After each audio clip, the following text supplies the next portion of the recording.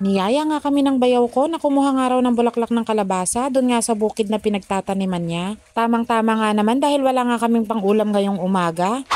Maaga nga pumunta sa bahay yung bayaw ko kanina dahil nga nagyayaya na kumuha nga raw kami ng bulaklak ng kalabasa sa bukid niya. Napakarami nga raw kasi ng bulaklak at wala nga kumukuha dito kaya sayang naman kung hindi nga makukuha. Nakabisikleta nga lang si kuyang na pumunta sa bahay kanina at mauuna na nga raw siya at sumunod na nga lang daw kami. Hindi nga namin masyadong kabisado yung pupuntahan namin kaya dito nga kami napunta sa unang kalabasahan. Medyo umuulan pa nga dito dahil dumating na nga yung bagyong Nika. Hinihintay nga namin si Kuyang Nelson dito dahil hindi nga namin kabisado yung kalabasahan niya. So hindi pala dun sa unang kalabasahan ang kalabasang tanim ni Kuyang kundi dito sa kabila. Itinuro na nga lang kami nung taong nagbabantay dun sa may kubo na dito nga raw sa kabila ang kalabasahan ni Kuyang. Medyo malawak rin pala itong taniman ng kalabasa ng aking bayaw at napakarami nga ring bulaklak ng kalabasang makukuha dito. Hindi niya nga rin maharap kasing makuhanan dahil bukod nga sa kalabasa ay meron nga rin silang pakwanan. Eto nga at dumating na nga si Kuyang na nakabisikleta at tatawid nga daw siya dyan sa may tulay. Kinuha na nga rin ng ate ko yung nakapark na tricycle namin doon sa unahan at itinapat nga dito sa kalabasahan ni Kuyang. At tignan nyo naman mga mare at kasama pa talaga itong mga batang maliliit na ito, tayo nga magpaiwan. Nag-umpisa na nga ring manguha si Kuyang dahil lumalakas na nga raw ang ulan at kailangan naming apurahin kumuha. Ang gaganda naman nga rin kasi ng mga bulaklak ng kalabasa at sayang nga naman talaga kung hindi nga ito makukuha.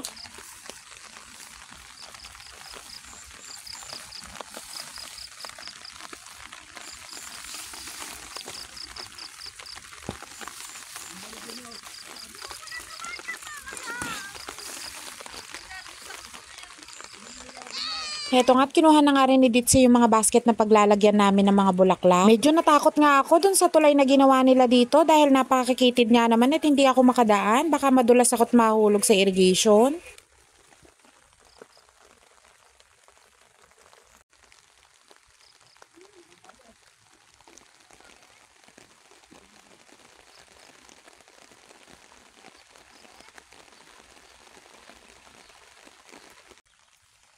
Ay, bunga na oh, ang laki oh.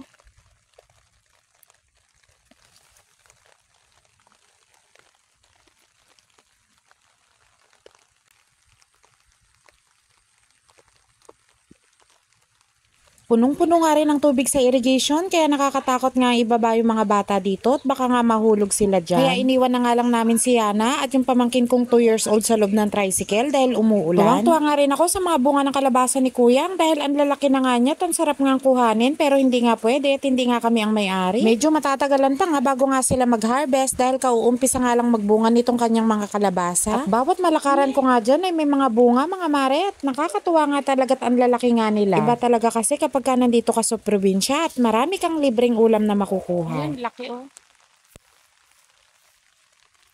Oh, sobrang laki. At nang mapuno nga namin yung aming dalang dalawang tray ay umuwi na nga rin kami dahil lumalakas na nga rin ang ulan. Tapos may mga dala pa nga rin kaming mga bata kaya nga hindi kami pwedeng magtagal dito. At dahil baka nga magkasakit at mabababad nga sila sa ulan. And that's all for today's video mga mare. Thank you for watching. Bye!